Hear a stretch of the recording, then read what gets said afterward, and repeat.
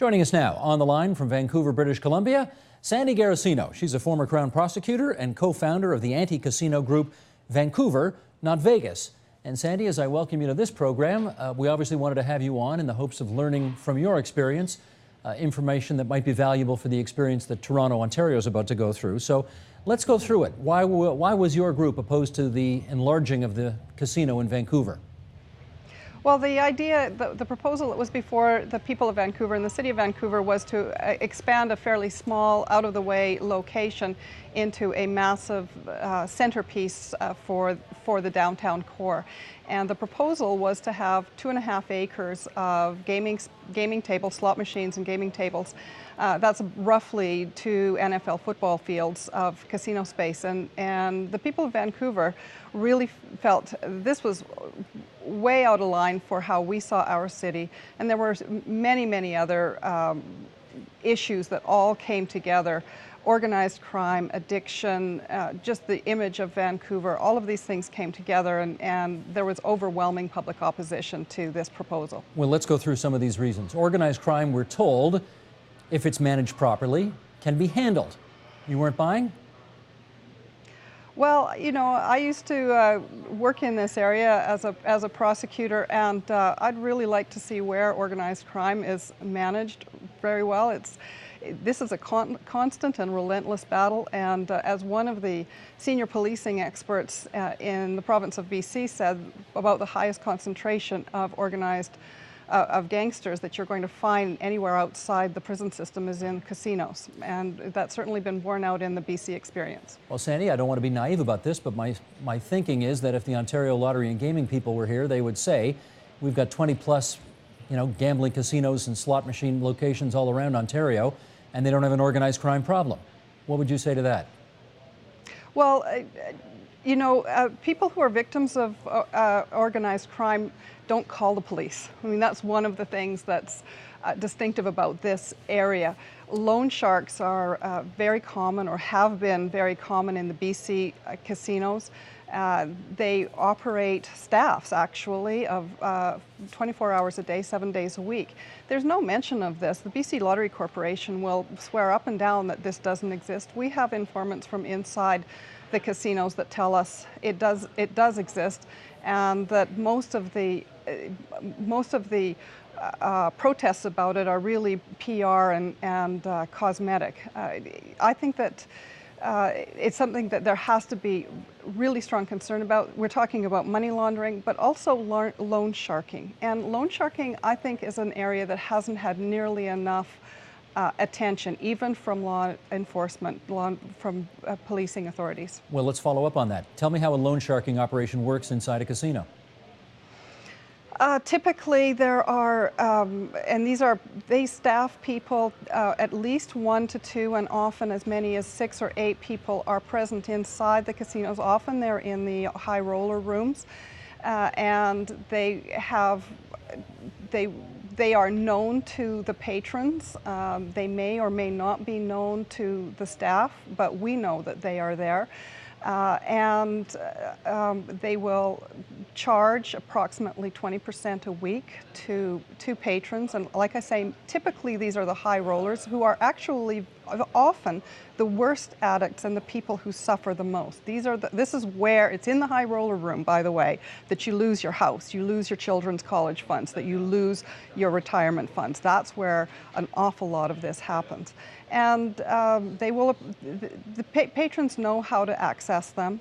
And when you are applying for a loan from a loan shark, you have to do more than just fill out a form. You have to provide photographs, date of birth, all kinds of identifying information about your family members.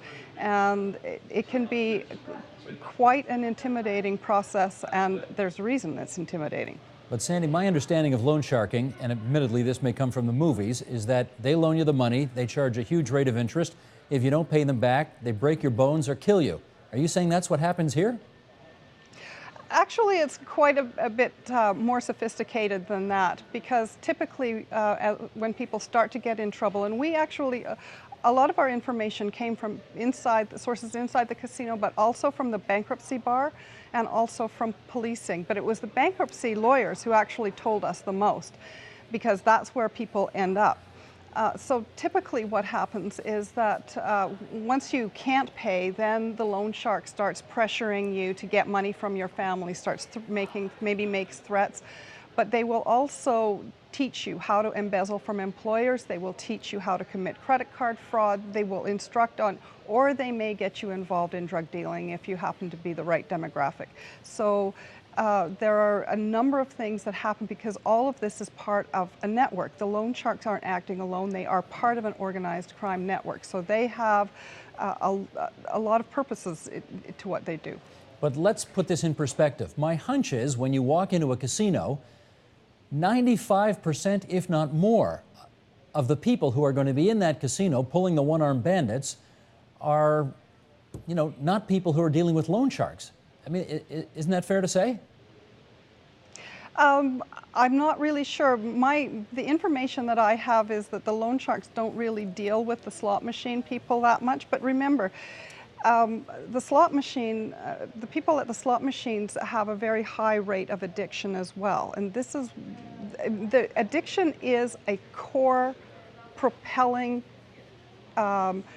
vehicle for the casino industry. Without addiction, the casino business would fail. And just take a look at slot machines are pretty much the crack cocaine of the casino business, and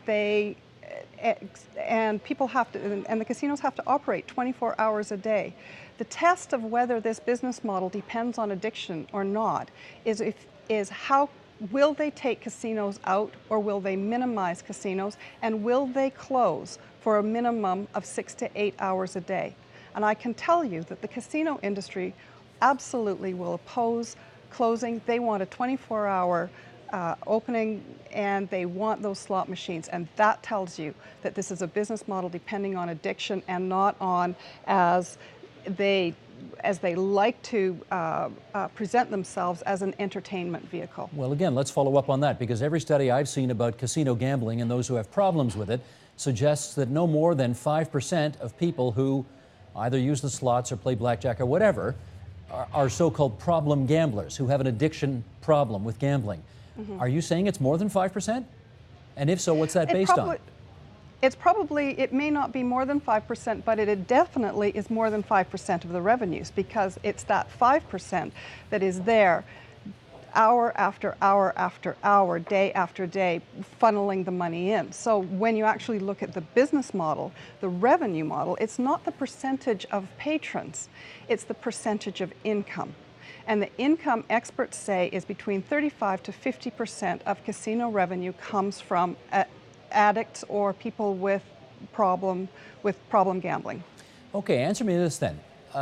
We've heard, this is a very pejorative thing to say, but you've heard this before, that casino gambling is a tax on the stupid or a tax on people who can't do math. You've heard those expressions. Same thing for people who play the lottery.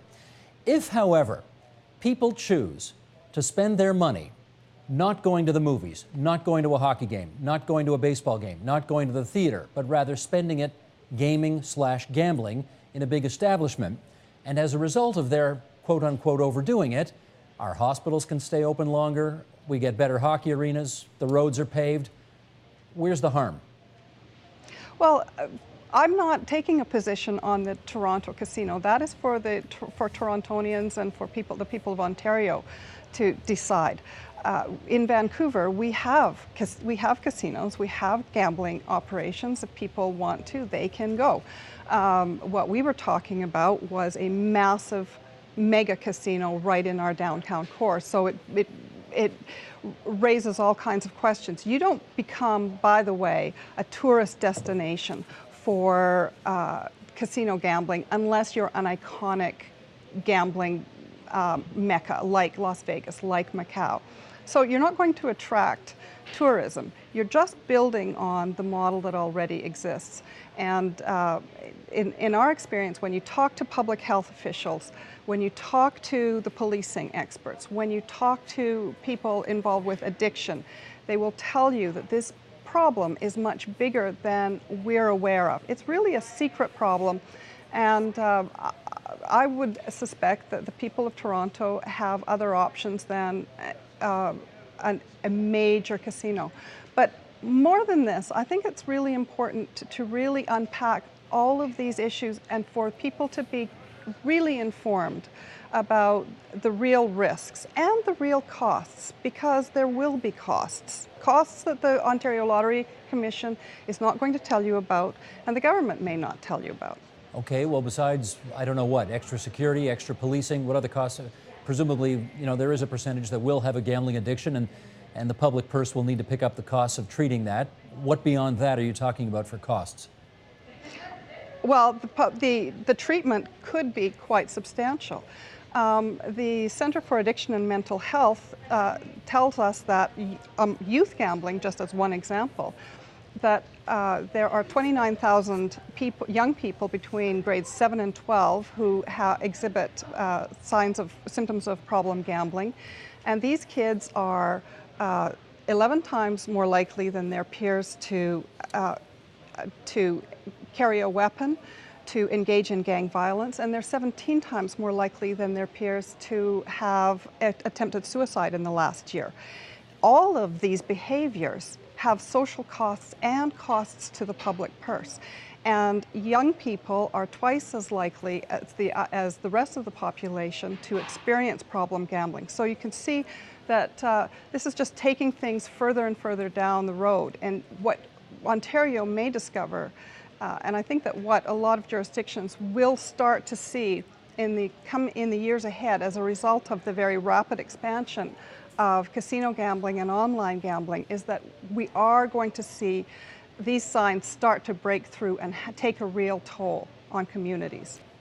But you seem to be saying you don't personally have a position on this, and yet you are here to tell us today that there are all sorts of evils associated with gambling. I'm wondering if you're trying to have it both ways. You are opposed to this, aren't you?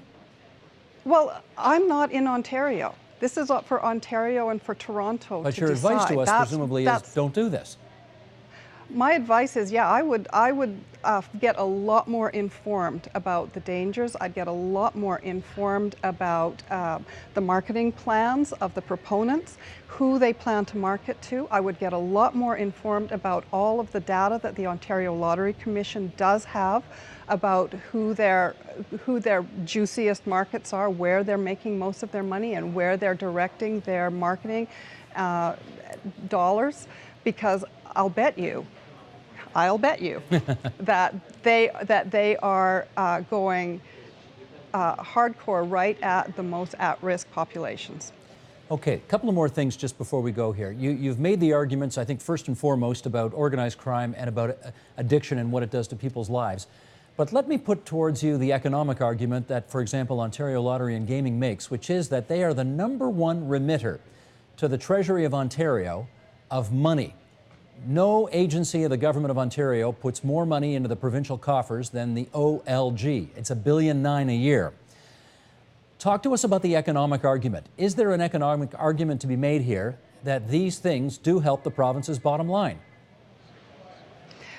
Well, they do on the surface, but the question is, do they also cannibalize from other businesses? So, for instance, a casino typically will subsidize its alcohol and will subsidize its restaurants, so that cannibalizes business from local businesses that are in the surrounding area. So you look at someplace like Atlantic City, for instance, where the restaurant and bar scene has been absolutely decimated by the expansion of gambling. So as an economic development strategy, it's highly questionable. There is no doubt that it does generate revenue. My point is that when you start drilling down into those numbers and the source of those numbers, what you find is that this revenue, a very, very high percentage of it, comes from the weak and the vulnerable, from the poor. So it's really a tax shift from corporations, from the public to the poor, because they are very much the source of revenue for the slot machines. Understood. And Sandy, in our last 20 seconds here, tell me this. What's the status of the casino situation in Vancouver today? Well, for the moment, I mean, the city of Vancouver has heard the views of the public loud and clear, and they have said there will be no expansion of casino gambling in Vancouver. And the province has accepted that? Yes. Okay. Sandy Garossino, former Crown Attorney, one of the leads on Vancouver, not Vegas. We thank you for coming on TVO tonight. Thanks so much. Thanks, Steve. Support Ontario's public television. Donate at tvo.org.